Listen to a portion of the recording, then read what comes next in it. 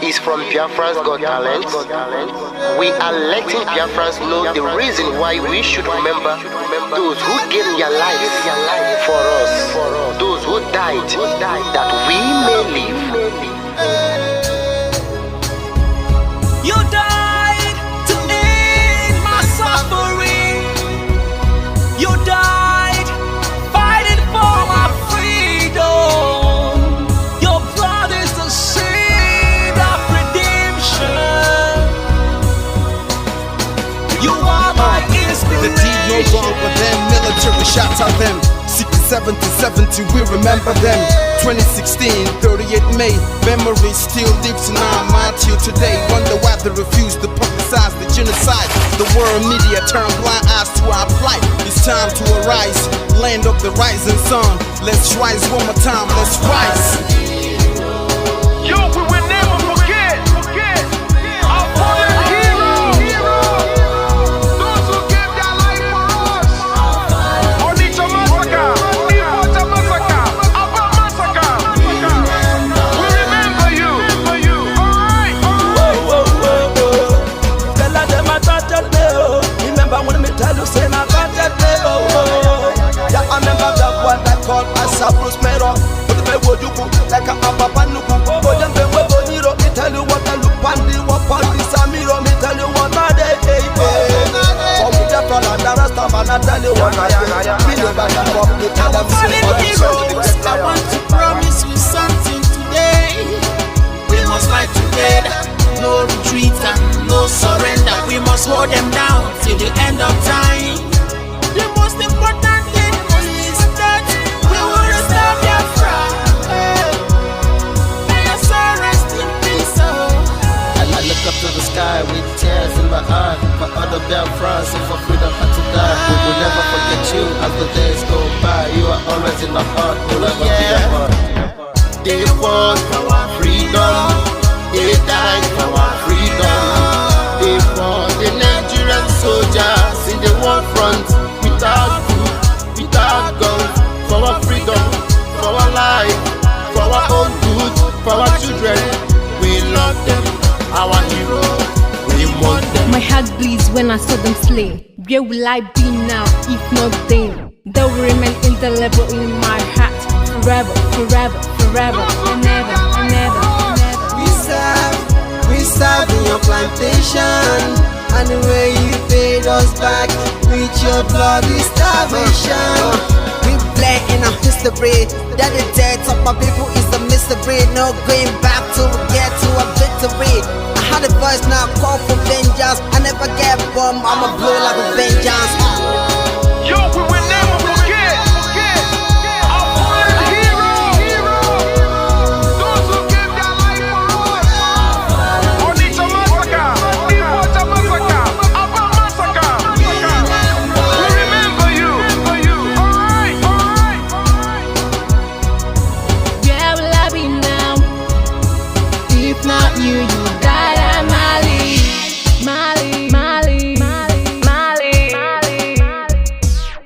They were starved to death because of our freedom, and they paid the debt for our freedom. Flag high for those that died in the genocide, fighting for you and I. There is pain in our heart, we bleeding inside, tears in our eyes, so I'm following you. This is for my fallen heroes. Give them motivation, people. It's like I'm looking at myself in the mirror. Cause we to be a cast, I need to be a nurse. If we did not retire, They paid the ultimate price. They died for me, for the freedom of unborn child. We live for the legacy. Yo, we will never forget our fallen heroes.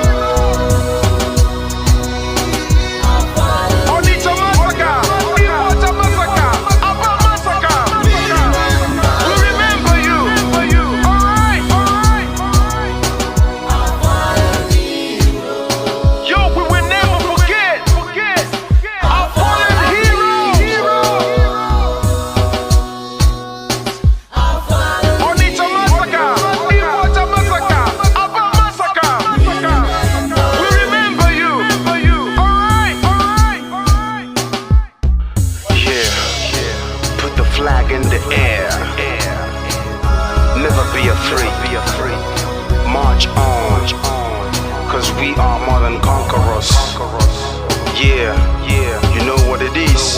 I'm looking at myself in We the must mirror. revenge, and we must stand to represent who we are.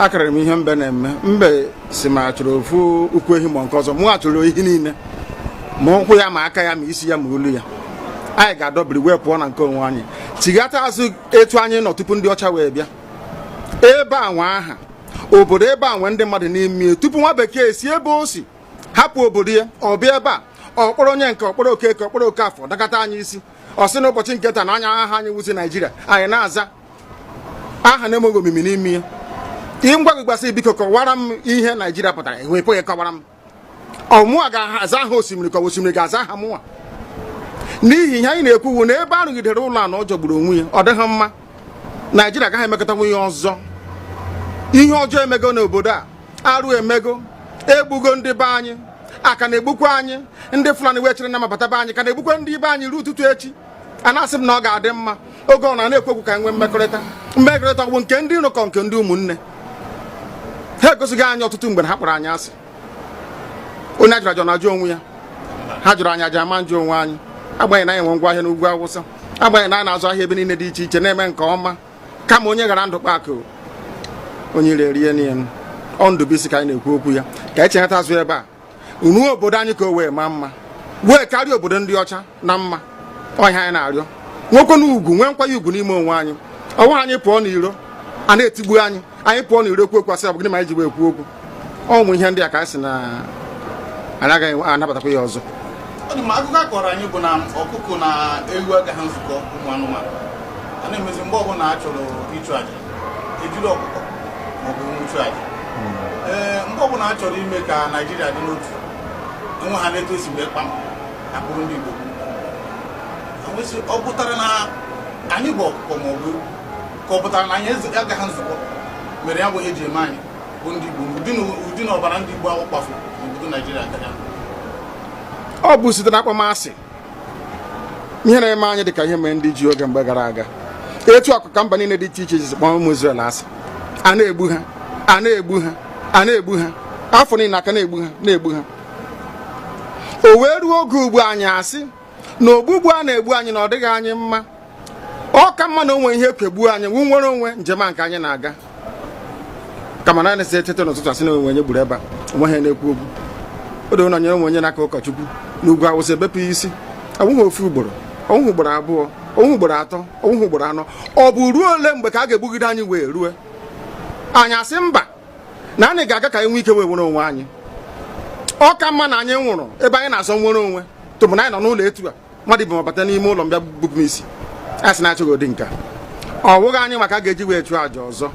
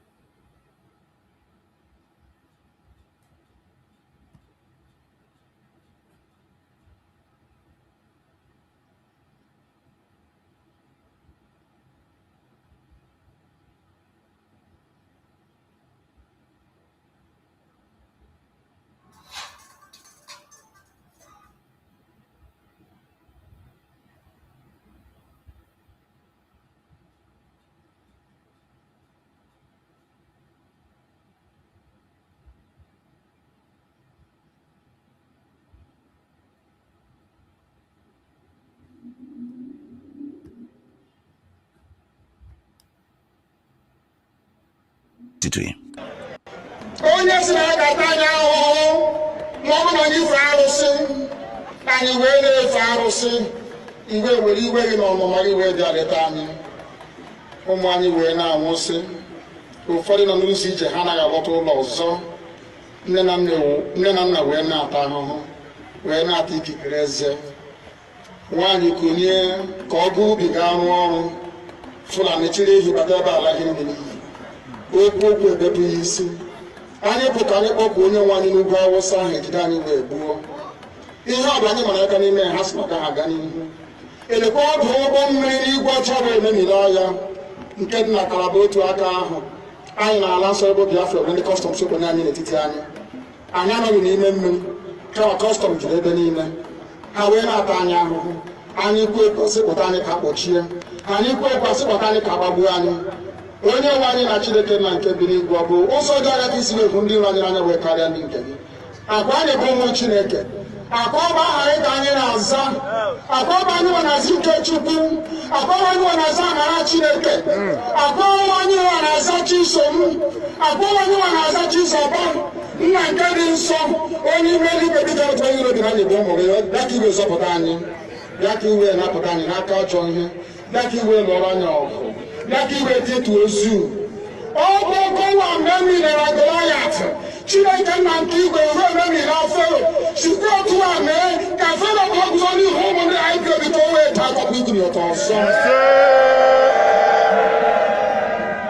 ị ga na-edu anyị n'ụzọ niile nke ezi omume ọ bụla adịghị na anyị na-aga ndagwurugwu onyinye ọnwụ ọ bụ nwa bụ ekekere n'igwe n'ụwa nwunye ọbụla kere gị n'oge malite n'oge ọgwụgwụ kama anyị nwe anyị gwa anọkwa ahụ ofu ụbọchị anyị ga-anwụ n'ezie kama ma akpọ n'okwu gị na-anọgide ego mgbe ebighị ebi ọ bụ ya mere anyị ji were gị n'anya isi anyị wee na-asị nna nke dị nsọ bịa ka iwe gosi anyị Biafra na ndụ m abụghị n'ọnwụ bịa ka iwe na-ekebe gị na amara gị wee kpuchiri anyị ka uwe bịa ka iwe zọpụta ndị nke gị bịa ka iwe mee ka Biafra wee bịa ka anyị na-ewetụta na nsọpụrụ na ịja mma site n'aha gị onye bụ Chukwu nke abịa ma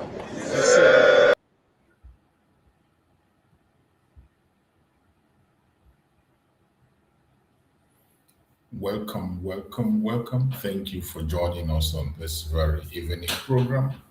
I appreciate everyone that has connected wherever you are connecting from. Like and share the program to our platform, share to family and friends, share to everyone that is close to you. Invite them to join us on this very quick evening program. So wherever you are joining, invite somebody to join us. Remember, our responsibility is to make sure that our voice is heard. We will continue to present the voice of the Biafrans before the whole world. We will make sure that our voice is not hidden. We will make sure that our voice is not taken away. We will make sure that we continue to speak any moment and any time that we have opportunity to speak. So my fellow Biafrans, I welcome every one of you that has connected.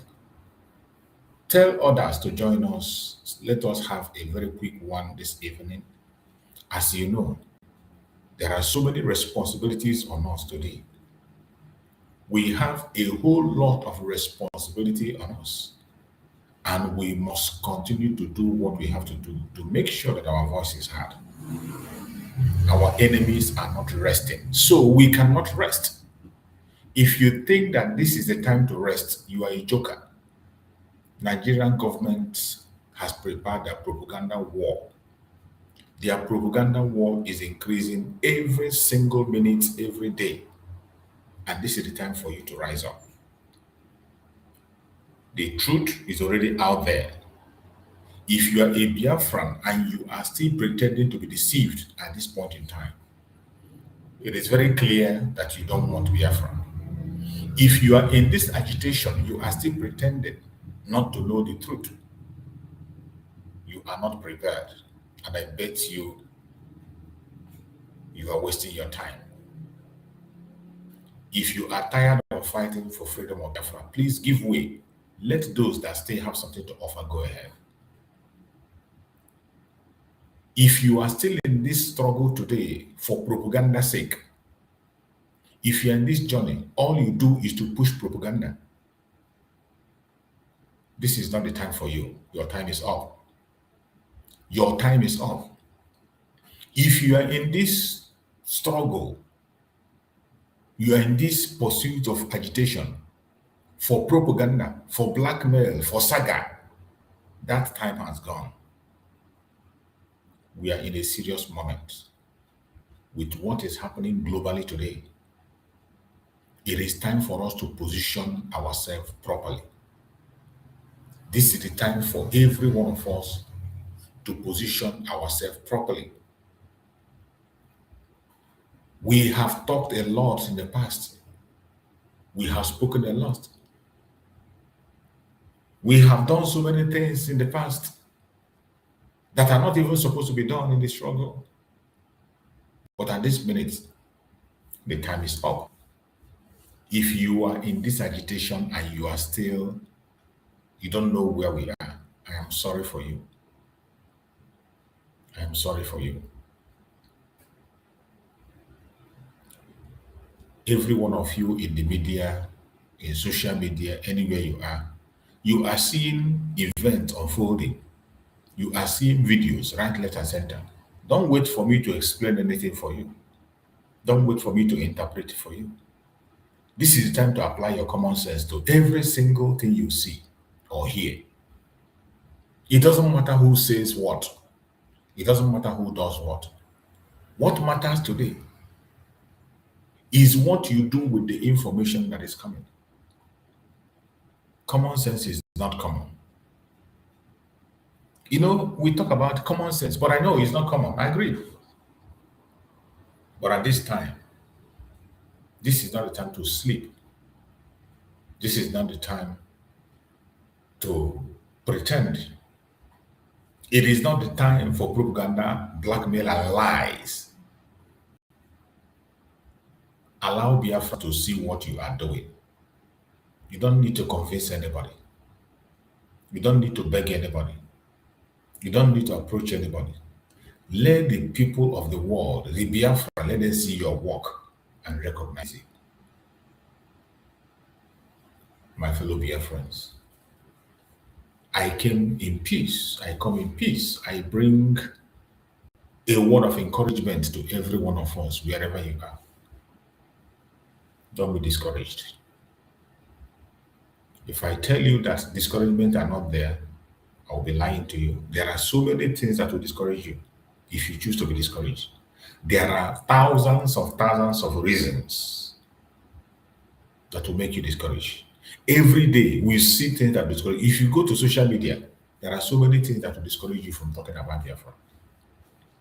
For those of us who have been here for decades, we have seen different kinds of people, different kinds of story, different kinds of stages.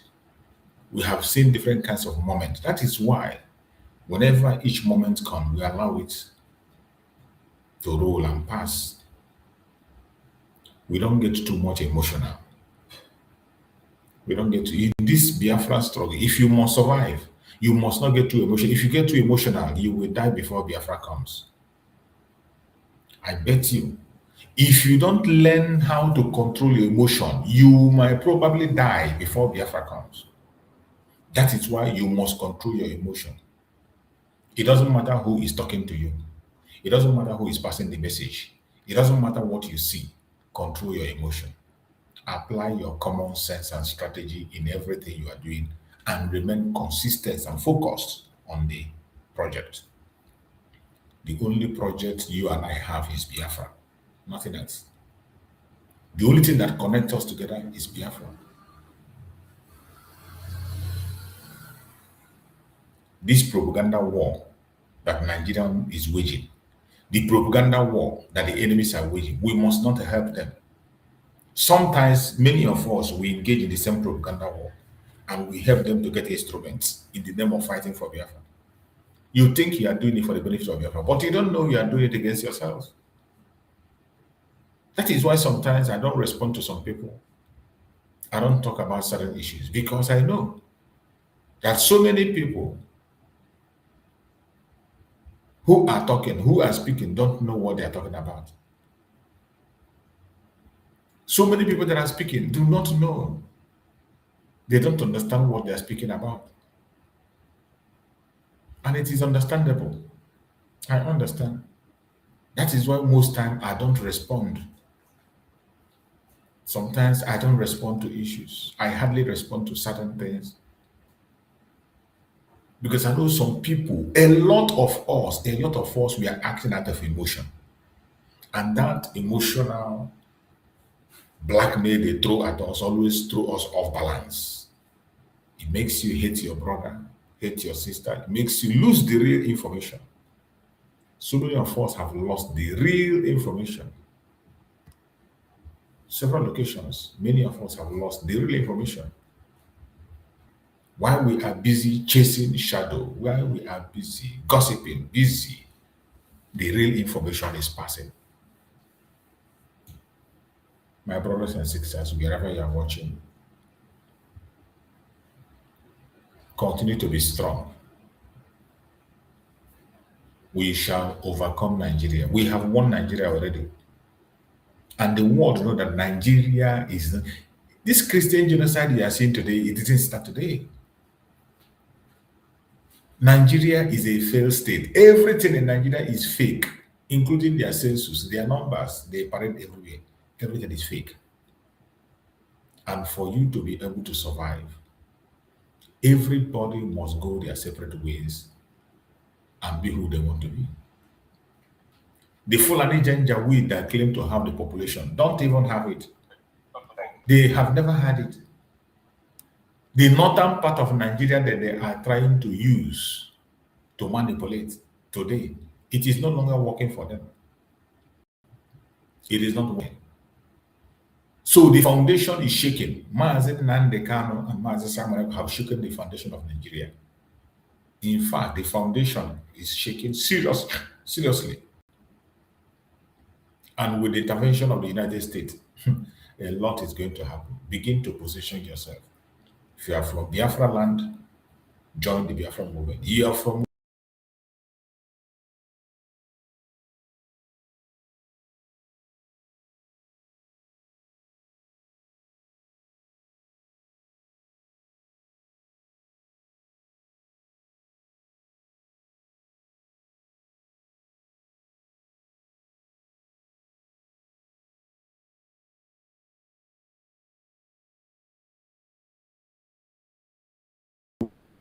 our brother Sunday Igboho, who we are in this very battle with.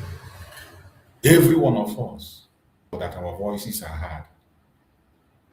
We woke up and we saw that Sunday Igboho has now joined the APC. Many of you must have seen the video where Sunday Igboho was wearing APC card. What a shame. In fact, he was marching in promotion of APC. You see why some of our people say you can't trust the Yorubas. It doesn't mean there are still some good Yorubas. There are still some of them that are very sincere and genuine. But it is because of the attitude of Sunday Igboho, that is why so many of us, when you speak about the Yoruba, they say, oh, forget them. I remember there's a sister that always come in our program before, a Yoruba sister who always come in our program and told us in this my platform, she told us that Sunday Igboho has sold out. But we didn't want to build on that because that is their own issue. We didn't want to go ahead and begin to build on it. But today it is becoming very clear. It has become very clear that Sunday Igboho is no longer in the struggle. It is no longer maybe suspicion. Sunday Igboho is no longer in the struggle. It's a shame. It is a shame. I'm very disappointed. This was somebody who every one of us loved. And we thought we are the same. This is why we speak the way we speak. Mazi Nnamdi Kanu, you cannot get anybody like him. Not today, not tomorrow. Not just in Biafra, in entire Africa, I'm not sure you can find anybody that can wear the shoe of Mazi Nnamdi Kanu. There is none. You cannot find anybody that can wear the shoe of Mazi Nnamdi Kanu. And that is the truth. Whether you accept that truth or you don't, it is up to you. But it's a bitter truth that must be told. And we will continue to speak that truth.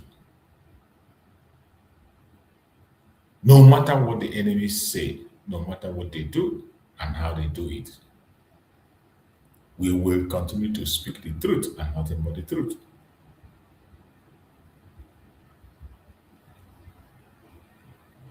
We are different from other people. We are very different from other people. And our mission is simple: self-determination. And the Biafran cross is unbribable. Look at Sunday Igboho. The person you are seeing here is Sunday Igboho wearing APC cap. Can you believe that? Sunday Igboho, who we thought was fighting for Oduduwa Republic. So he was just doing it like people say, to get political power for his race.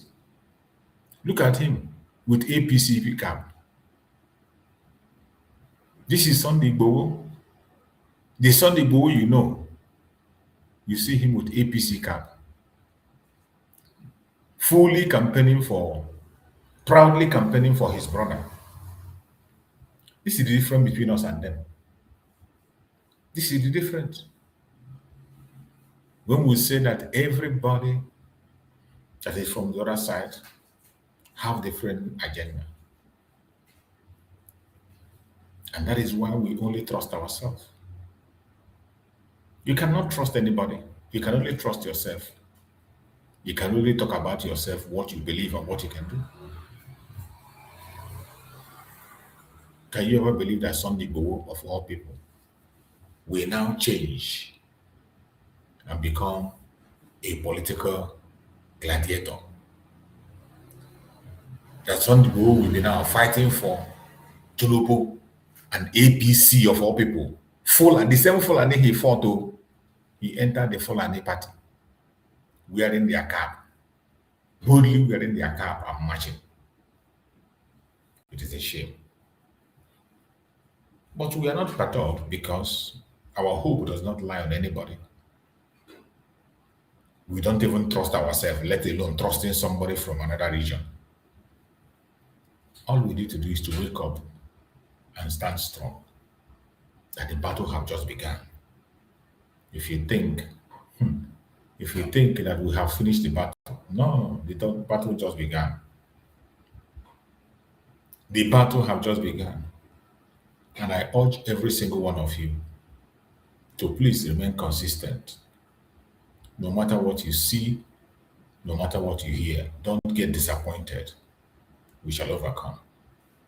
When we talk about the fake Nigeria and their fake analysis and their fake statistics they have, the fake claim of the Fulani Janjaweed, I want you to listen to this video, what this man is going to reveal about the lies of the Fulani. They have lost grip. That is why they are fighting right, left, and center with their propaganda and lies. Let us listen to this. Okay, real quickly.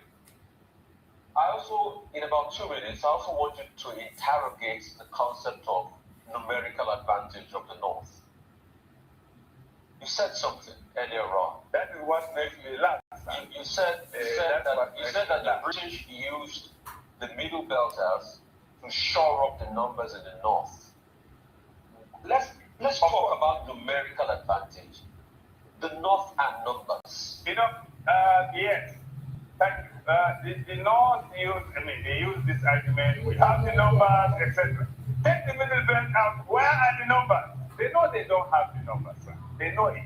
But of course, for propaganda purposes, they use that argument, we have the numbers, we can do it. Now, the North the British wanted the North to remain monolithic for some reason. They wanted it because they wanted to hand over power to the North. And they used middle belters to beef up the population of the North before independence. And though before independence, if you look at the population, both back history, all these things are there, you can Google and see. The Southeast and Bamenda had the highest population, followed by the Southwest, and the North, that is including the Middle Belt, had the third population in terms of numeric. Did you hear him? The Southeast has the highest population.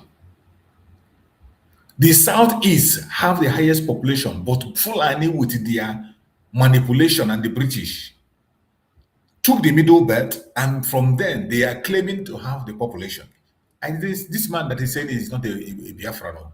He's not an Igbo man, but he's telling you that the Southeast has the highest population, which is the right thing. But they sweep it under the carpet and push their lies. Beef up the population of the North before independence. And though before independence, if you look at the population, both back history, all these things are there, you can Google and see. The Southeast and Bamenda had the highest population. The Southeast and Bamenda has the highest population. Before independence, the Southeast has the highest population. But they manipulated it. And the North, that is including the Middle Belt, had the third population in terms of numerical strength. However, the British wanted to hand over to the North and therefore denied the Middle Belters a region for themselves. Though after independence, the southern minorities were given Midwestern region, but also political considerations, which now we know as used just to whittle down the strength of the Southwest. But all the same, we who consider ourselves Middle Belters, going down history and memory lane, are saying we are not Northerners. We are Middle Belters. And the North has always considered us that way anyway. When it comes to such consideration as North, they say all of us are North. But when it comes to appointments and other considerations, they don't consider us as North. So why should this hypocrisy continue? Let them just say, we are Middle Belters, they are Northerners. Let everybody be who he is.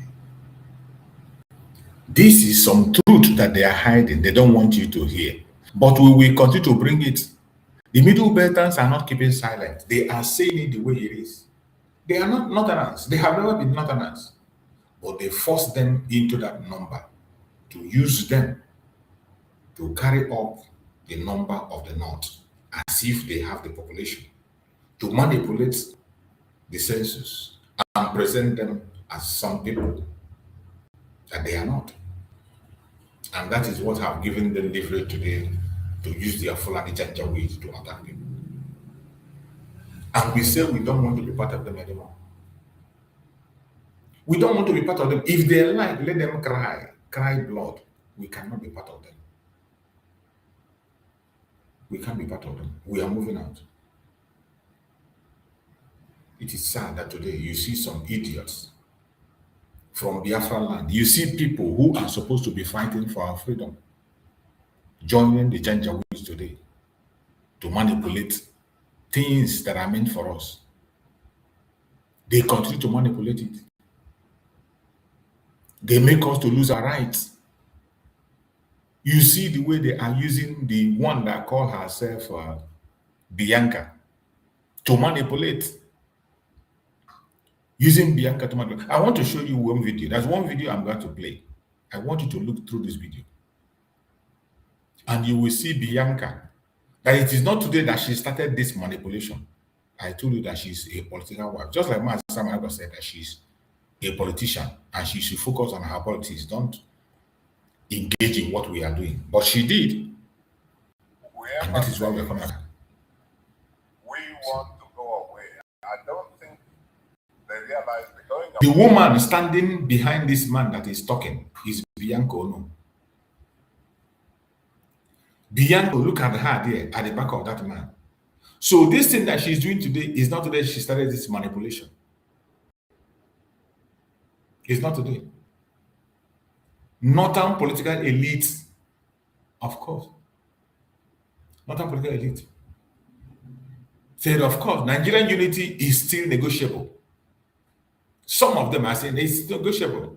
Upon Nigerian insecurity crisis, one-sided marginalization, Nigerian unity is negotiable. But all this is when they are saying it, we are not saying with seriousness. This is to confuse us. They attack here, usually attack here. And I want you to listen to what this man said in this video. Like how about the piece of take it up? Whoever says we want to go away, I don't think they realize the going away is not like how about the piece of land, take it up and put it the other side of Ghana. The piece of land will be here, you will be here, everybody will be here. I was born in Nigeria, I was groomed in Nigeria, and I believe in Nigeria. People of my generation believe in Nigeria. We have no doubt about the fact that we have no option but Nigeria. Your generation, but our own generation have option. Your generation have refused to see option. With you having Bianca Ono like you, standing at your back, selling herself to you people. You don't have any option, but we have option.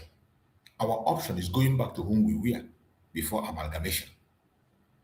Our option is going back to whom we were, taking ourselves away from that amalgamation, which was, by the way, expired by 2014. The amalgamation was 100 years agreement and it is expired. And criminals and fraudsters like you don't have any option except Nigeria, but we do. That is why our generation is pulling out of the zoo. However, I and I think a few of my colleagues believe that there's no such thing as the unity of Nigeria is not negotiable. Okay. Of course it is negotiable. That's why you must negotiate now. It is not just saying it and clapping. Of a family is negotiable.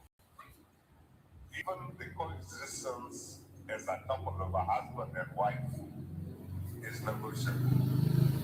The moment either party feels that this union is no longer bearable, that he or she would run on his own way,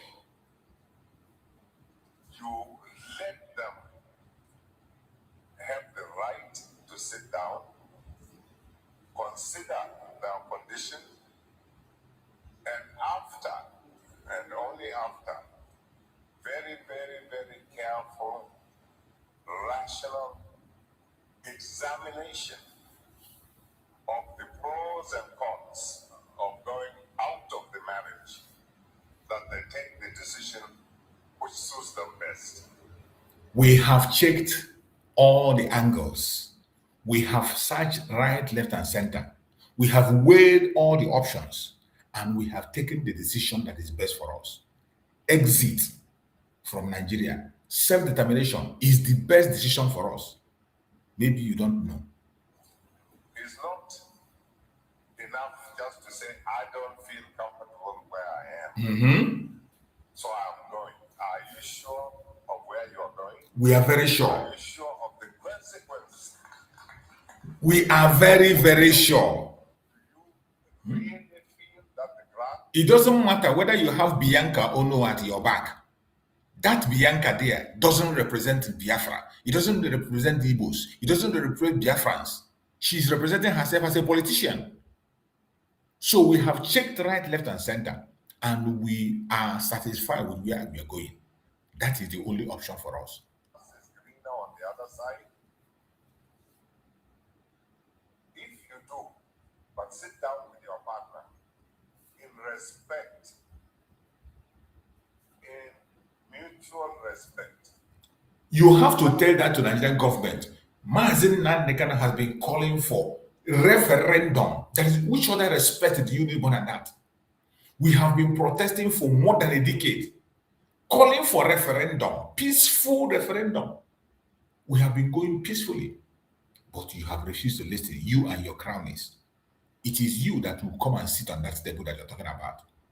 Why don't you speak to your fellow Janjaweed to do the right thing? It's possible, but without demonizing your husband or your wife, because then you will remain always the ex-so-so of the other person. But discuss quietly, in a dignified way, respectful way, so that even if you separate in the future, you can interrelate with love and with respect. When whoever says we want to go away, I don't think they realize the going away is not that you carve out a piece of land, take it out, and put it the other. We know what it means to leave Nigeria. This your explanation doesn't make sense. Even a layman in Biafra land knows what it means to get out of the Zoological Republic. We know what it means. This your explanation of to take away land, carry land, that is only the Janjaweed that think that way. Maybe the Northerners are thinking that way, but no Biafran is thinking of the direction you are going. The side of Ghana. The piece of land will be here, you will be here, everybody will be here. And we all want to prosper. And my appeal to everyone is please let us be respectful of one another. This message is meant for this man himself and his own people, not for us. We have gone through all these things he's talking about, and we have seen our only solution. Simply allow us to go. That is the only sensible thing for anybody to do. How can we continue to be in this kind of destructive and murderous environment where the Fulanis are running rampage?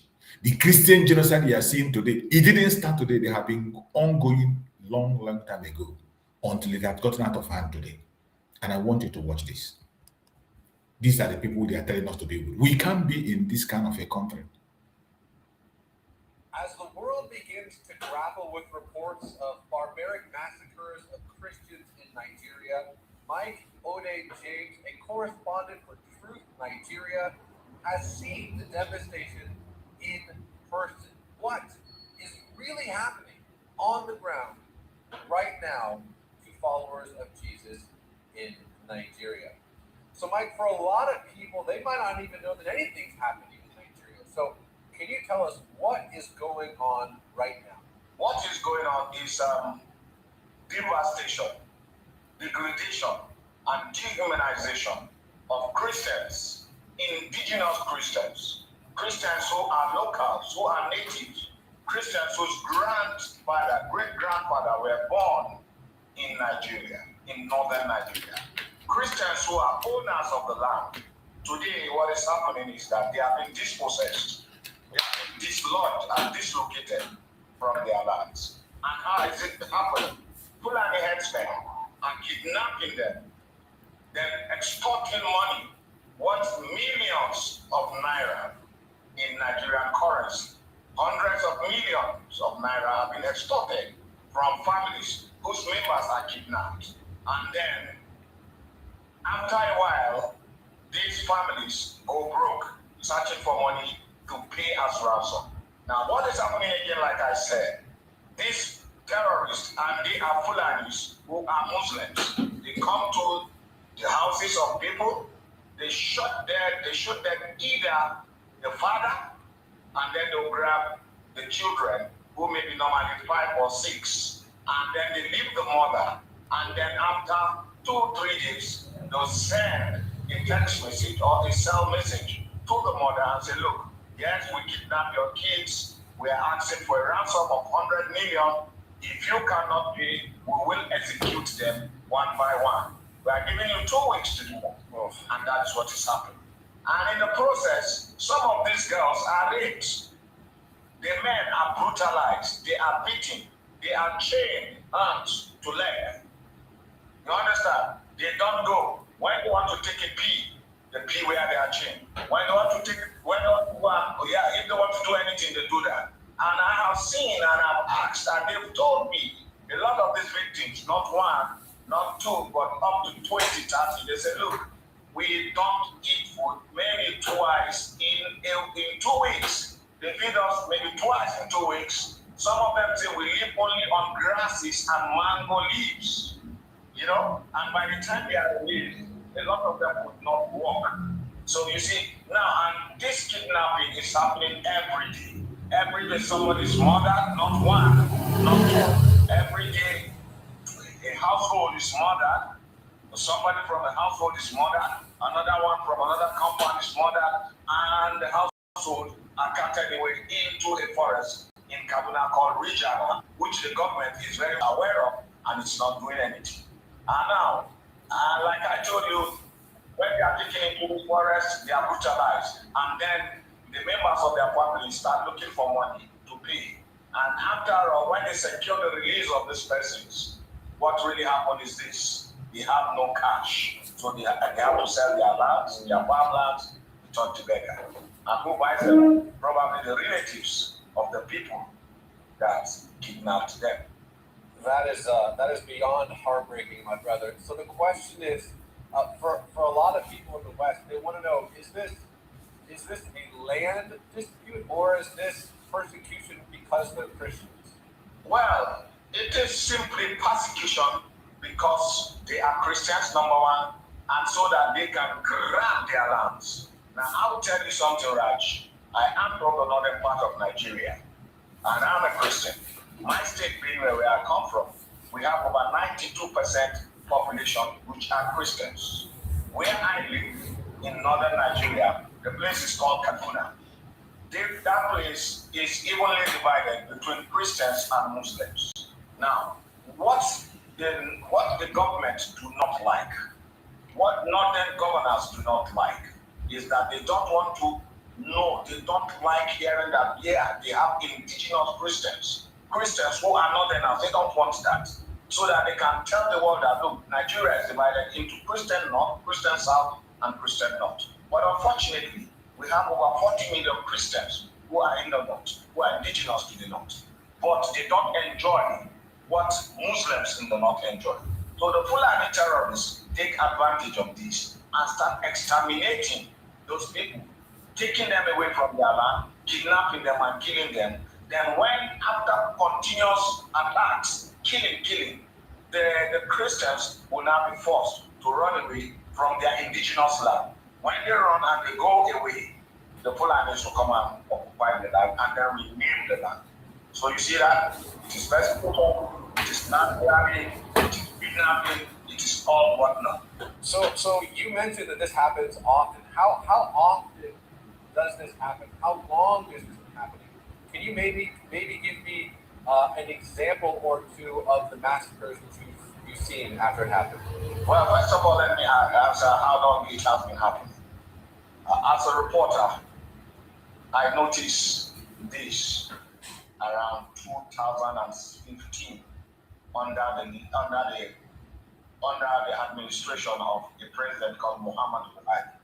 The Muslims who were not indigenous to our lands. Before Buhari came in, we don't see Muslims, we don't see Fulani extremists or headers in our areas before now. Then all of a sudden we started seeing them, and then they started grazing on our lands, and if you complain, we shoot you, or they could be heavy. And when you report, the police does nothing. But if you take action against them, you are arrested. That was under President Muhammad Buhari. And so, before you know it again, it started on, and then kidnapping, then attacks, heavy attacks. We have a lot of attacks. I don't know where to start from. I don't know which examples to give you. I can say it's in southern Kaduna. Well, southern Kaduna has between 2016 and 2023 has experienced more than 300 brutal attacks with villages have been wiped out. And it is reoccurring in Benue. It is happening in Benue too. In Benue, there was a time 88 persons were murdered in one bloody night. And in a night, that was in 2016. 2017 or 2018. And when they were asked, the leaders of the headers said, well, we have to kill these people because they killed our cattle. It's there in the news.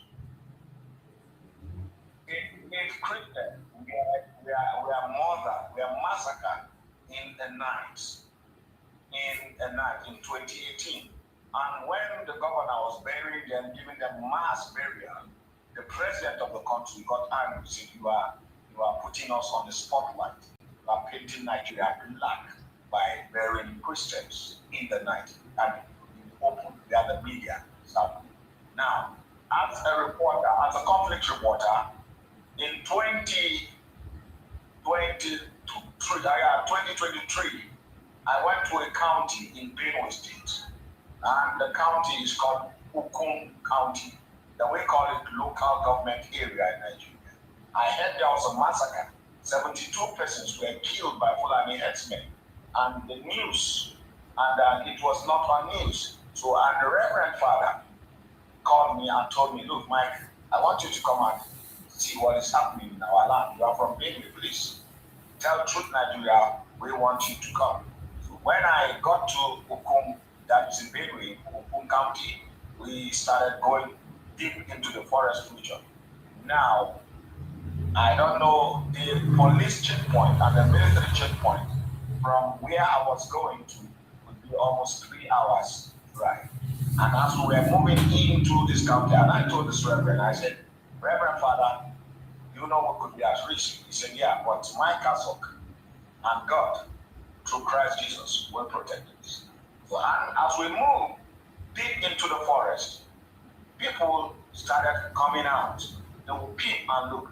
That is the Reverend Father's hillocks. That's Reverend Jacob's hillocks. And they started coming out. They were hiding as a result of the massacre. They left their settlement and they were deep, hiding deep inside the forest. And they said, oh, Father, please pause. We have my son. He's 3 years old. Let me go and bring him.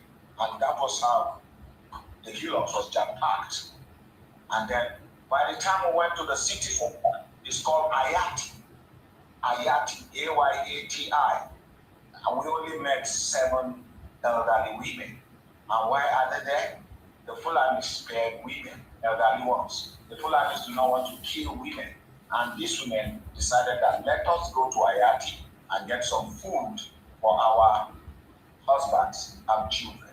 So when we got to Ayati, and I went with Reverend Father Jacob Ankau and then Reverend Shimo Kenumu of MKSTA. And they started showing me the houses. All the houses were burnt. And they told me this community, that community, totally, we are about 32,000. Now, 32,000 inhabitants were displaced. 72 persons were executed by the Fulanis. Churches were burnt. Catholic churches were abandoned. Local churches, Methodists, Baptists, in the ruins. Now, again, Raj, you and I met last week, and I told you I was in the bus, and I was heading back home to Kaduna. Now, this is what happened. I had to go back to my ancestral home. It's called Benin Otubo, and it's in Benue State. The Fulanis also launched a bloody attack in a town, and in a settlement called Otobiapa, and they wiped out 11 persons. And when I say wipe out, they did not shoot. They slashed with machete. I have someone with a deep gash across his eye. I saw him. The other one was slit. The 76-year-old chief who tried to resist them and was shooting. He was butchered and cut up like a piece of meat. And 11 of them were killed. And my organization, and equipping the persecuted, led by George Salt, decided that, okay, might go and do an assessment and see whether we could provide relief material. So when I got there, I met the lawmaker representing that Prince Kennedy Ango, and he told me that this is a land grab and that these Fulanis, they don't know them from anywhere. And why are these people coming? They are foreigners, they are alien to our culture, we are Christians, we don't know, we are either, our ethnic nationalities are the Idoma, the G, and the Igede. And where are these Fulanis coming from? And anywhere the Fulani goes, according to them, it is violence. That is what happened. Let me ask you this one more question.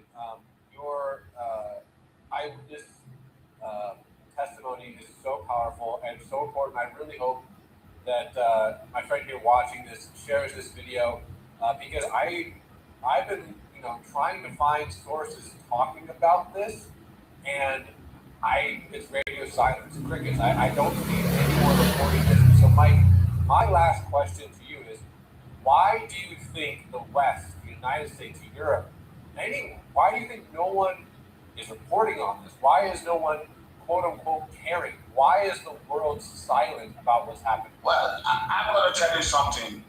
First of all, the local medias in Nigeria do not like reporting this because they don't want to get out of favor with either the state or the federal government. And this is how it works. Media houses to get patronages from the military. From the federal government or the state government. So if there are reporter goes out of way to report such massacres, and the government is saying, no, there is no massacre as such. It's just banditry, few people are killed. And then when you go deep down, you discover that 20 people are killed in one day, 30 are killed the next day, 40 are killed the next day. The government is going to be embarrassing to the government. So the government is trying to do everything possible to keep the lead on it. So, and the media do not want to report such, except very few media in Nigeria that does such reporting. Again, the federal government of Nigeria will always like to tell the world that this is not an ethnic cleansing, it is not land grabbing, it is not massacre, but it's just a case of bandits. Now, who are these bandits? They wouldn't want to tell you. They'll say it's a farmer headers clash. Headers that are AK-49, RPGs, headers that you see them on motorcycles. We call those motorcycles Boko Haram. They are like power bikes, and they are free. And the farmers often do not have anything apart from their vehicles, apart from their tools. They have been murdered. And these farmers are living in their lands. Their great-grandfather left for them.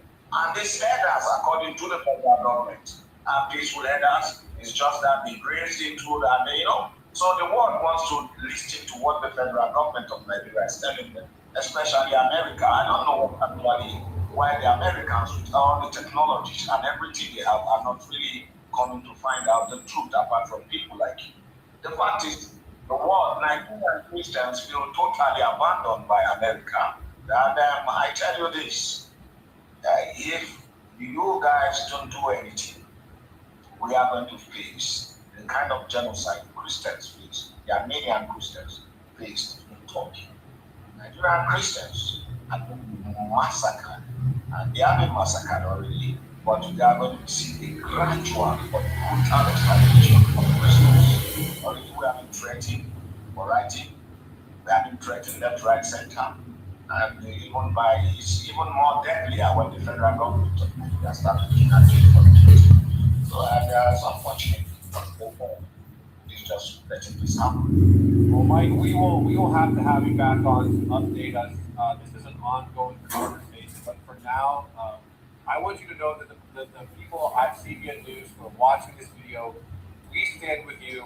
We're going to be praying for you, and we will have you back on very soon because this is a story that we need to share. So, Mike, God bless you, my friend. Thank you so much. It's my pleasure. I will even send you stories if you want me to, of massacres, videos, pictures, people I've interviewed. After I'm done with you tonight, by tomorrow morning, I'm still going to have about 5 families have been kidnapped. I'm going to see, I was kidnapped. I'm going to see the wife of the woman and the man, so I'm going to send you the news after my interview and you see what it's about. Please do. Please do. Thank you. Please do. And we will be updating my friend here watching. We will be updating with Mike going forward. But please send that, and I'll talk to you soon, Mike. Thank you again. God bless. God bless. That is what you refer to as Nigeria. That is what is referred to Nigeria. Information has been coming, not today, not tomorrow. More things about the situation in Nigeria. Listen carefully, you will hear.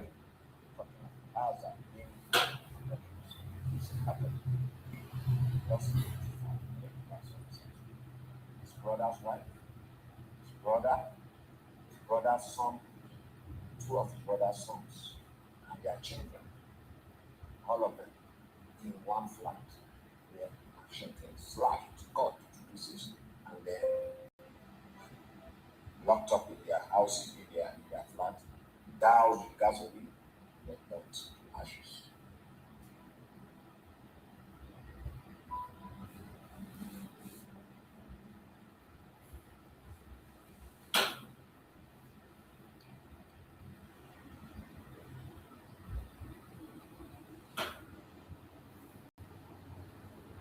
You see what was done to a human being. The other man lost 35 of his family household. Talking of house that named the Did you hear that? He lost 35 members of his household. His brother's wife, his brother's son, two of his brother's sons, and their children. All of them in one flat, where machete slashed, cut to pieces, and then Imagine. locked up in their houses, in their flat, doused with gasoline. Imagine. Imagine what was done to a human being. This is what people faced in the contraption called Nigeria. And some of you are still talking about being part of Nigeria. This is why we can never, ever have anything to do with the Zoological Republic. We are gone, and we are gone for good. We are gone, and we are gone for good. And those who are still pretending that Nigeria is working for them, let them continue to pretend. Abasi also, I go a mile. This woto, it go reach everybody. Let us listen to this part again. All these things are stories of Nigeria. Stories of Nigeria. You, until recently, was the chair of Amotekun in Oyo State, right? Yeah. For some time. So what can you say about security around Oyo State and Amotekun? Until I left, the security was still not okay.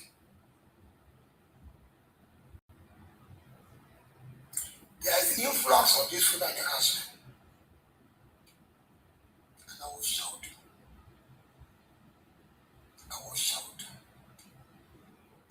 I gave a lecture somewhere.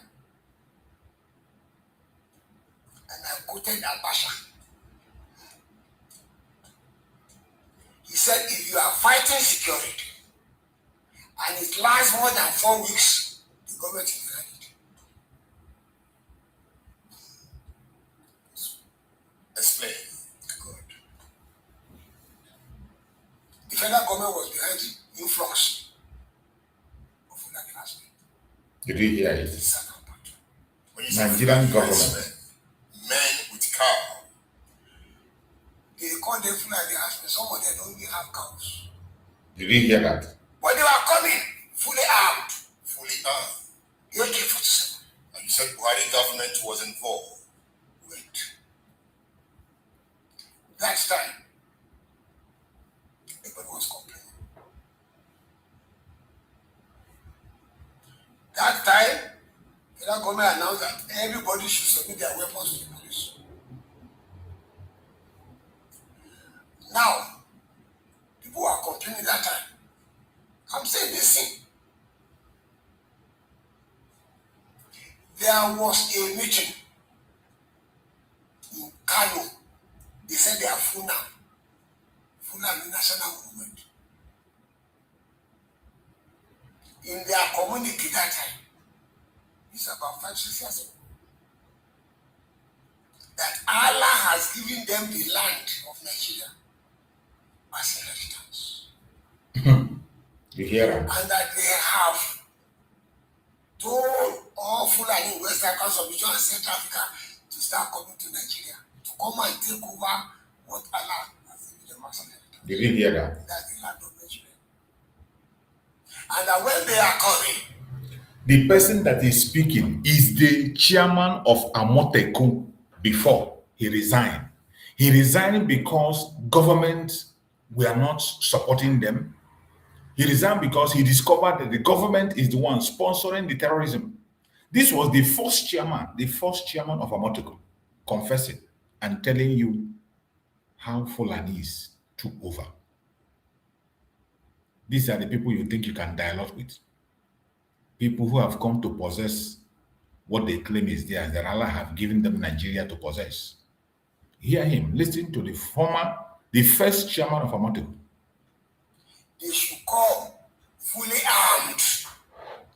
That is the only language Nigerians understand. Violence. It is in their community. You did hear that?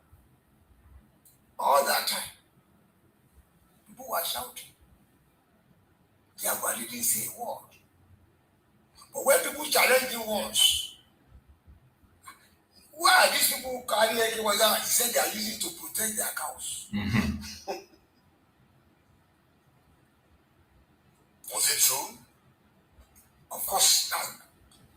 Very, very false. Now, Buhari, I know he has a very close relationship with the Bishop of Canterbury. Now, when he went to UK, during one of his period of treatment, he told Bishop of Canterbury, imagine, that it is not Fulani harassment that are killing people. Imagine. And the bishop believed him. Then there's some group trained by Gaddafi, who the Gaddafi has armed. They are the one that infiltrated the Fulani harassment. They are the one doing the killing.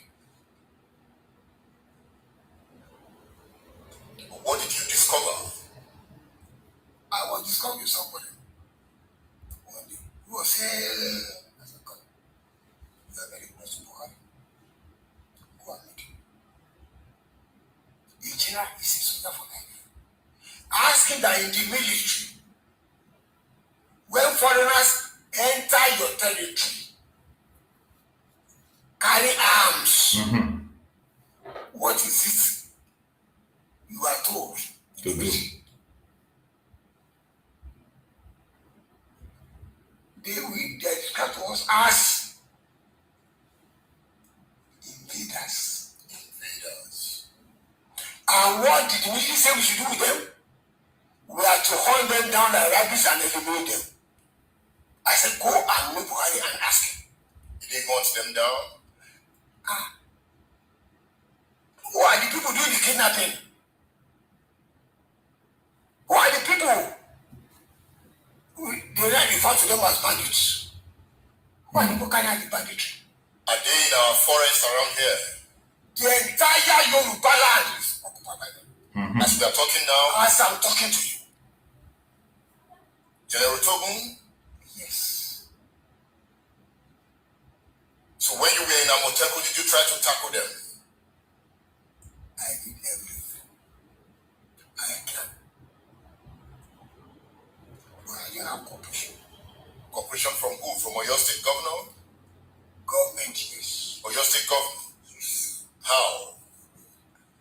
I can't answer all this. At least give us a hint. What is it that you wanted? Come. I wanted NCOs from the military, non-commissioned officers, to be recruited, to be put as coordinators in the very local government. I couldn't achieve that. Why? What was the reason? You were not available to be recruited or what? They are available. Now, I don't want to talk more on this. I said they are supposed to be zonal commanders. And I wanted the retired combatant officers of the rank of captain or major to be zonal commanders of Amoteko in various zones. You did achieve that? I did achieve it. I don't want to delve much in that area. But are we under threat in the southwest? Yes, You see the ask. You see? This exposition was made years ago. This was the first commander of Omotebu. The first commander. Some of you who is asking, where did they start? I will continue to take you back to history for you to know what transpired. Now, I want you to listen to this case that was talked about during the Okuta panel. Let us listen to this case of Okuta panel. Another interesting case. Listen carefully, you will learn. Copy of the petition, the original petition you filed before this Rebel Commission. Yes, it is.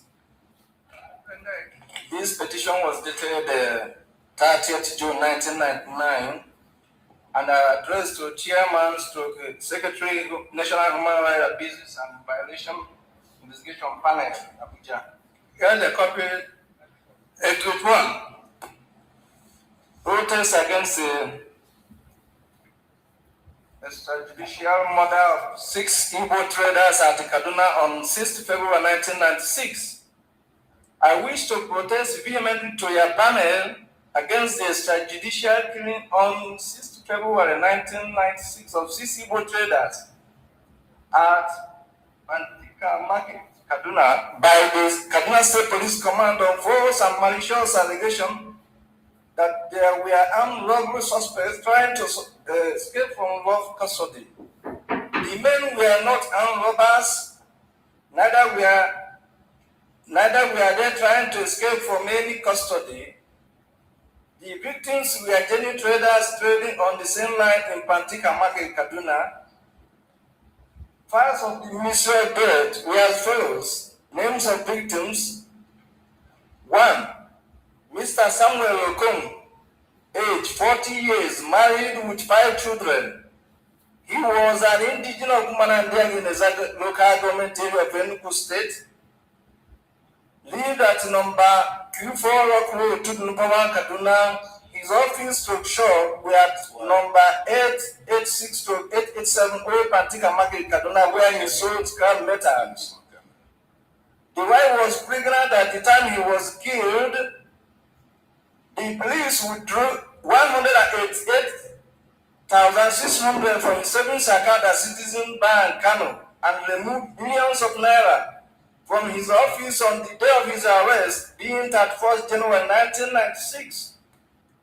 Police also went to his residence and raided the place, removing telephone sets, rug carpets, standing mirror, documents of title to land, TV sets, video and remote, refrigerator sheds, wardrobe, took him captive to Kano and withdrew all substantial amount from his current account with Citizen Bank Limited, Kano branch, leaving only 4,000 in the account.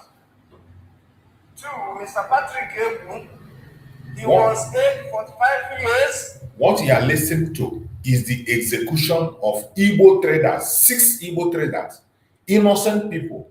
They framed them up as criminals and they murdered them in cold blood in Kaduna. The police by themselves shot them, gave them the allegation, went to bank and withdrew their money from their accounts. 6 Igbo traders, innocent people, were murdered in Kaduna. That is the case this guy is presenting in Okuta panel. I want you to pay attention. It is not today the genocide started. It is not today. It's been going on for a long time, unaddressed. Some of them will come and tell you that Igbos are living peacefully, they are scattered everywhere. This is a case that was presented during the Okuta panel. I want you to pay attention. Listen. Married with 5 children, he was an indigenous woman and in the local government area of Enugu State. He lived at number 2 Hilltop Avenue, Badarawan Station, Kaduna. His office to shop was at number 883 Old Pantika Market, Kaduna. Police also raided his shop, removing all vital property and 500,000 naira cash. Mr. Joseph Oka, for he was aged 35 years, married with 2 children, and also an indigenous woman and in a local government area of Enugu State. He lived at Kawo Road, Tudunpawa, Kaduna, and his office to shop at number 786 Old Pantika Market, Kaduna.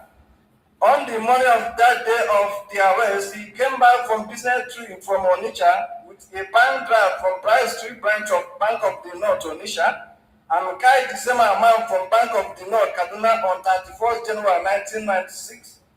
This amount of money was taken from him by the police from Angwa Sanusi police station, along with his executive traveling bag. His traveling ticket for that day was also shown to the police that he was away from Kaduna when the alleged robbery took place. Number 4, Mr. Celestine Okolo. He was aged 30 years and was the cashier to late Mr. Samuel Okong. He was also a native of Umana and Diago, and he was my in-law. Number 5, Mr. Ignatius Oyekachi. He was aged 35 years old, married with 2 children, and native of Umubandiag in the Zag local government area of Enugu State. He lived at number 5 Damusa Road, Kaduna, with his shop at number 889 Old Patika Market, Kaduna. Police removed 250,000 from his shop. Mr. Chukwudo Chukwu, he was aged 37 years, married with 5 children. He lived at Muri Road, Kaduna. More than 300,000 naira was taken from him by the police. The arrest of Mr. Samuel Okongwu and others was instigated by one Corporal Augustine Party of Ambassador Police Station, Kaduna, due to a previous quarrel between him and late Mr. Samuel Okongwu 10 days prior to the date of the killed men. The cause of the quarrel was that the said Corporal Augustine came to the shop of the deceased Samuel Okongwu, where scrap metals bought at auction from Nigeria Railway Station, Kaduna, were being uploaded, and demanded money for cold water and was given 20 naira. He felt insulted that only 20 naira was given to him. He later marched with 5 other policemen and carried away the materials to Metropolitan State Police Station on false allegation of suspected goods. The goods were subsequently released by the orders of Assistant Commissioner of Police, Metro Station. The said Augustine exchanged hot words with Mr. Late Samuel Okongwu, and he, Augustine, boasted that he would disgrace him somewhere in this town, that he has locked him up before and he will deal with him again. On the 31st January 1996, policemen, about 20 in number, came in company of one notorious criminal by name Chiedu, who had committed a robbery at Angbasanusi area, and pointed at Mr. Patrick Ebu, Chukwudi Ojukwu, and Celestine Okoro in front of Alhaji Shehu Ibrahim Putman shop, and at once started beating them. By then, they asked Chinedu manager to point out more men, and he headed straight to late Mr. Samuel Okongwu's office. Then the police immediately cut off all the telephone wires in the office and arrested Mr. Samuel Okongwu. Ignatius Oyekachi and Mr. Joseph Okaf and one Miss Joy, where Mr. Okongwu's sales girl and her visitor were also arrested. They immediately started beating them, and Mr. Samuel's leg was broken. He was carried into police vehicle to Ambassador's police station, where the almighty corporal works. On getting to the police station, the dead sergeant expressed surprise at seeing the wealthy men as suspects in robbery case, and told the men who brought them that he was given 4 Hausa names as suspects in the robbery earlier on, and now wondered why the police ended up bringing 6 Igbo traders from Pantika Market. The same Corporal Ghost in fact, they asked the duty officer to shut up and not concern himself with that point, and enter the case in the diary. The case was transferred to State CID office the same day for further investigation. The truth was that the corporal had earlier on taken the counsel of one notorious armed bandit at Pantika by name Sani Master, who works in collaboration with Deputy Commissioner of Police Abubakar Suleiman, who always send his boys to identify for him wealthy men who will put on false charge in order to cover huge sums of money to the police to save themselves. It was gathered also that the same Deputy Commissioner of Police made a demand of 400,000 to buy a bus for his wife from Mr. Samuel Okongwu, who failed to assist him to raise the money. Because of a robbery incident which took place at his woman friend house by name Haji Adela Dogonyalo at Kaduna, he planned with his boy Augustine to rob the metal dealers at the Pantica into the case in order to extort money from them. And in fact, the case was planned at Deputy Commissioner's house at Kaduna. State managed identification parade was conducted for the Haji Agogonyalo to implicate the 6 traders, which was successfully done. The police demanded 600,000 naira each from the suspect, which they could not afford at the time. Abubakar Suleiman ordered the DSP Ibrahim Dashir, Isuzu, Corporal Augustine, Sergeant Kura, Corporal Aruna to take the Igbos out for escort execution in bracket. Later, Mr. Samuel Okong was taken from detention at police station Kurumashi in Kaduna. Late Mr. Ignatius Oyekachi from Kabala police station.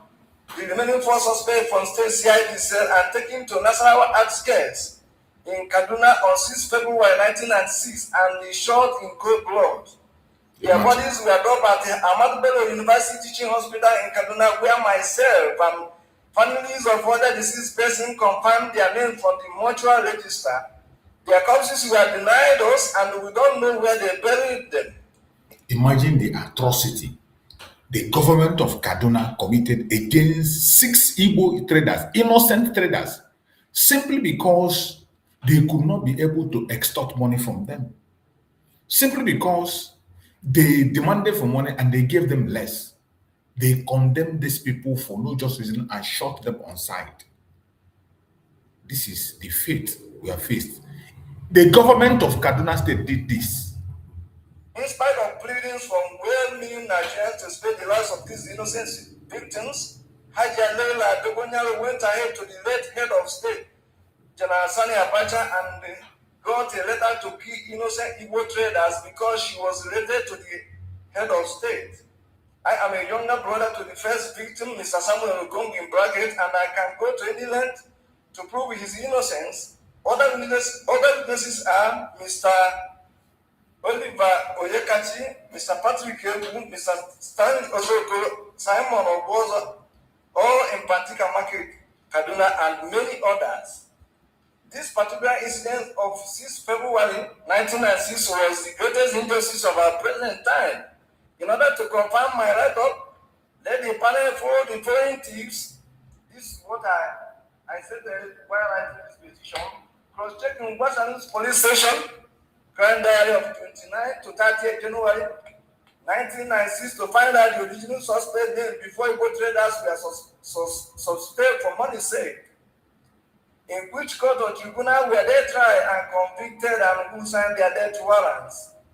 Were all the suspects trying to escape at the same time from their different places of detention as claimed by the police in their public announcement? We are there not all cowed and left chained. I traveled with Mr. Late Joseph Okafor in the same bus to Onisha on 28 January 1996, and in fact sold our goods in the same place and prepared bank drafts in the same bank of the North Bright Street branch to Onisha to Kaduna. How is it possible that he took part in a robbery at Kaduna in his absence? Police who tendered the search warrants executed at late Mr. Samuel Ogongu's office and residence to show instruments of violence as yet been recovered from him or any of the suspects, what were the items they robbed and from who? Police to produce their statement duly signed, who are Zakai and Yusuf, serving at Kaduna prisons, whose former residents were at number 1 Libat Christian, to number 1 Kaduna, what part did they play in the crime in which innocent Igbo traders were killed? I said, I want the government of the day to protect me first from the murderers who will be after my life for unraveling their secrets. Also to punish the culprits because it was deliberate state policy as well as individual acts of agents of the states, and they finally extend hands of fellowship to the victim's family. Wishing you good luck in upholding justice. Yours sincerely, Inspector Christian Okongu, retired. I also wish to state that this matter was various. Stop. Now, counsel for the police, look at page 7, so that you prepare your cross-examination against tomorrow. Imagine the atrocity committed against innocent Igbo He traders. said, whether all together when we were trying to escape and we all shot together. In the case, Imagine. Advice, legal advice, Oh, God. they used the same language you used. They didn't say what they did. That you concluded was Mrs. Counsel for the Commission. Legal opinion you wrote. What language was used that led into shooting? There's something they said. Yes, they said when they took them to the site, yes, Manad, I'm trying to. The suspects, however, turned violent immediately. Turned violent, what does that mean? Tomorrow you tell us what turned violent means. And then you had to shoot all of them. Imagine. The guns were buried in the ground. My Lord, yes, with due respect, my Lord, we wanted to tender a handful of... We normally rise at 4, so that you have clear head tomorrow morning, you're taking and then they cross-examine.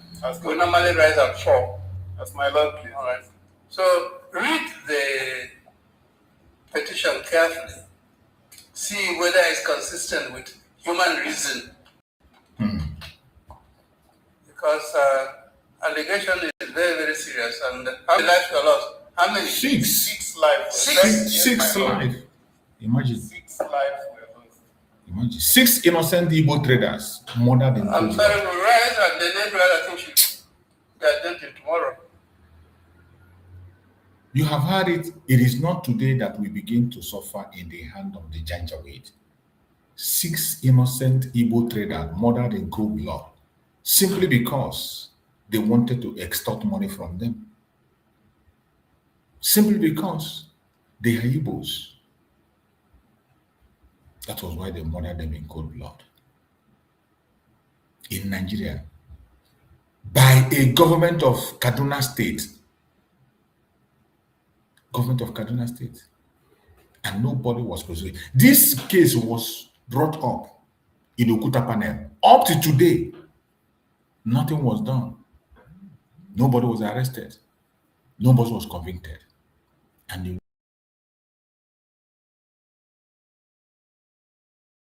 God forbid, only idiots will still continue to claim to be part of this zoological republic. Let's hear this from our eternal leader, Dim Odogoju. You hesitate about using the term, but actually the Biafra problem was nothing except the genocidal. There was no distinction. The mere fact that you were an Easterner in those days labeled you fit only for one thing: death, and death at the hands of the Nigerian authorities. The Igbos and their associates were killed in practically every village in northern Nigeria. They were killed in many places in western Nigeria. They were in Lagos, even on Carter Bridge, the very center of Lagos. People were looked at and they thought, oh, this looked an Igbo, and killed. The very first army officer killed in Lagos, actually, during that time was from Calabar, was killed on the bridge, and so on. Igbos were being hunted out and killed. The Igbos that remained in Lagos after the war began were herded together and detained without any trial or anything. No question of any legal rights. Till today, property of Igbos are still sequestered in various areas of Nigeria, and they have not been released, not all of them, to the Igbos, the original owners. But no, we're quite certain.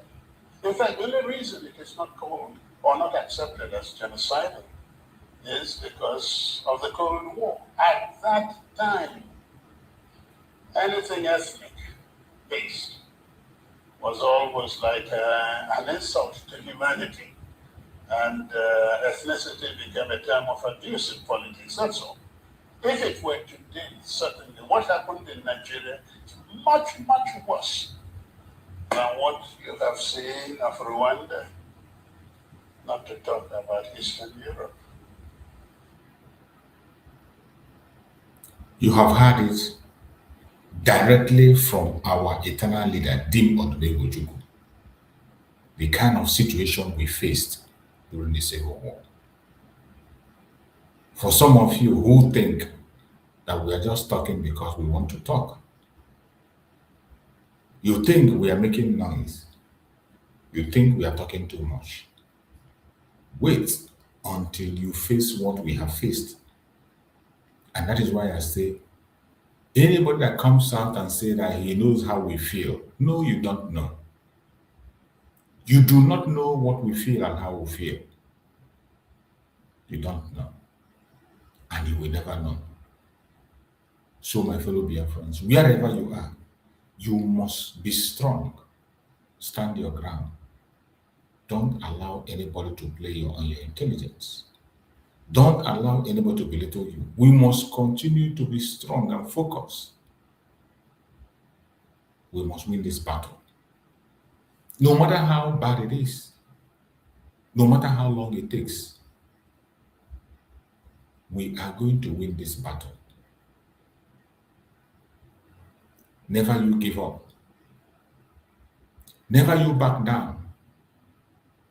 No matter the pressure you see, no matter what you hear, continue to be strong and stand your ground, because there is light at the end of the tunnel.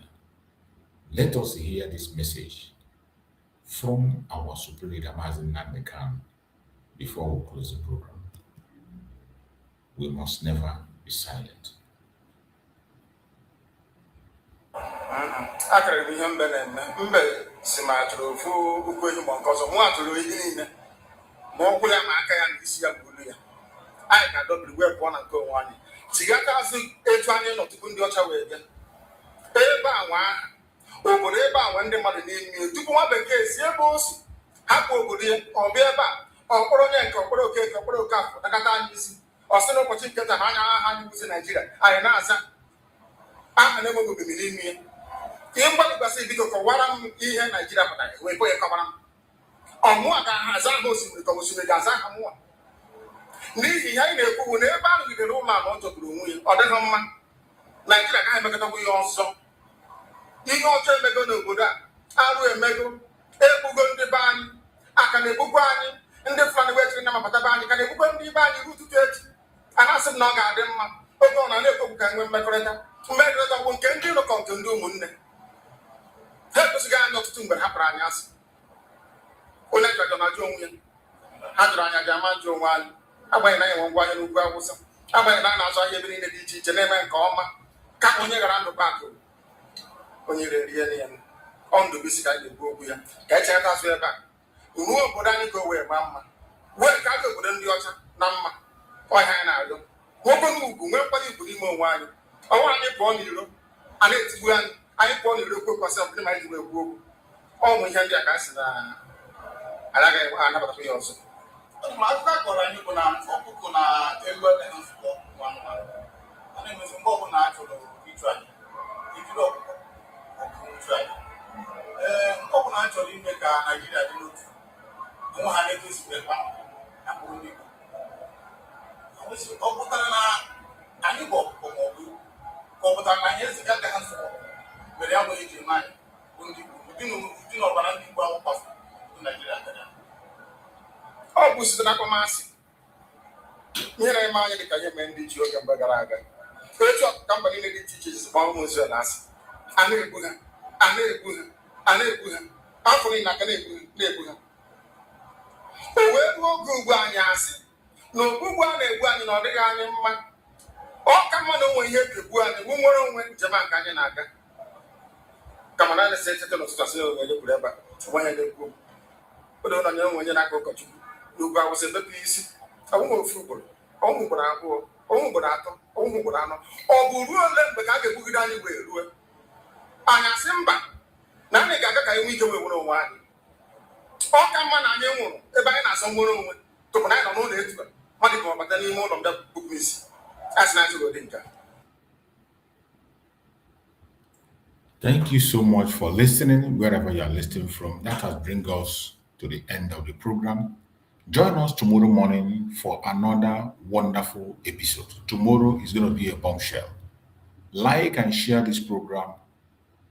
Click the notification bell so that you can be notified early tomorrow. You join us in the morning when we are going to hold our full program. A lot is going to be exposed. So many things are happening. Thank you so much for being part of the program. See you tomorrow by the grace of Chukwu. Good night, everybody. And may Chukwu guide and protect us, protect our leaders, Mazi, Nnamdi Kanu, and Mazi Samuel. Good night, everybody.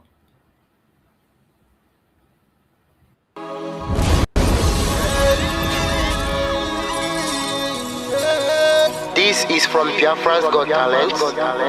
We are letting Biafrans know the reason why we should remember those who gave their lives for us, those who died, that we may live. You died to end my suffering. You died fighting for my freedom. Your blood is the seed of redemption. You are my inspiration. The deed no longer them, military shots at them. 67 to 70, we remember them. 2016, 38 May, memory still lives in our mind till today. Wonder why they refuse to publicize the genocide. The world media turn blind eyes to our plight. It's time to arise, land of the rising sun. Let's rise one more time, let's rise.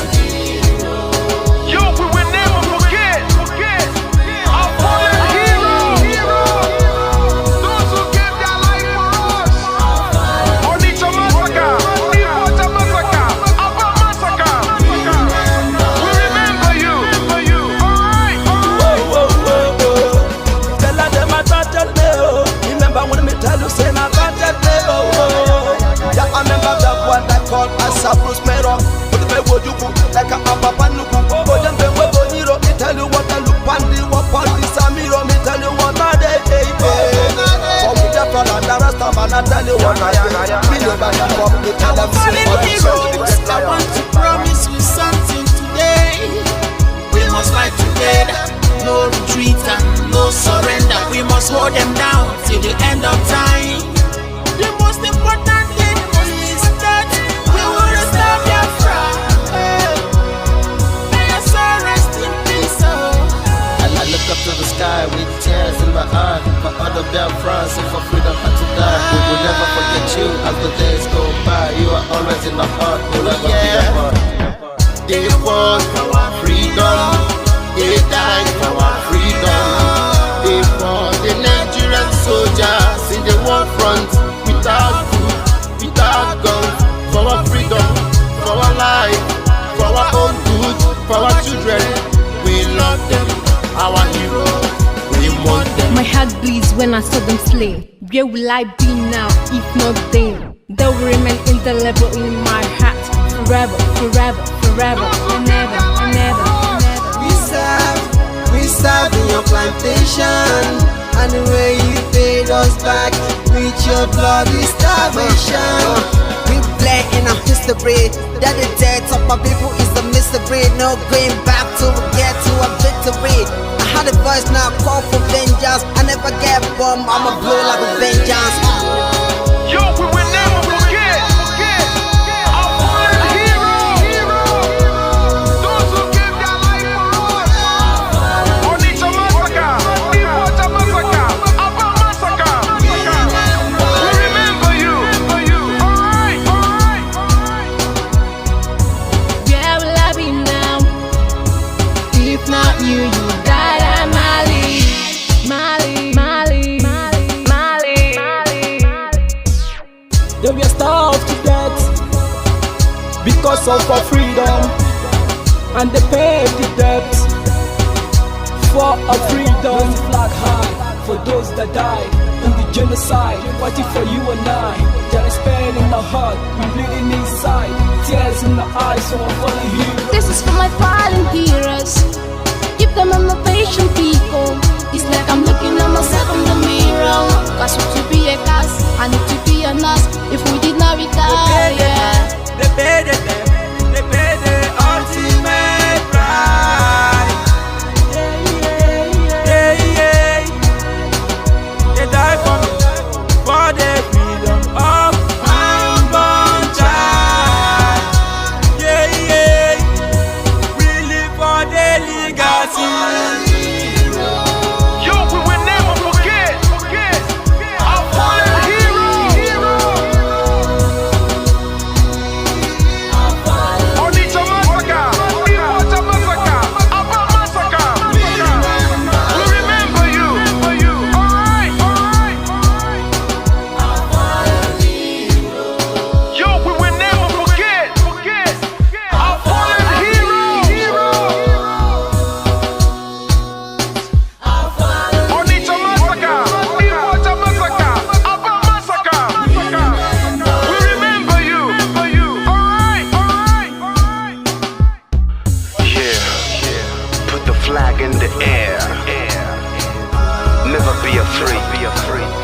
March on, cause we are more than conquerors.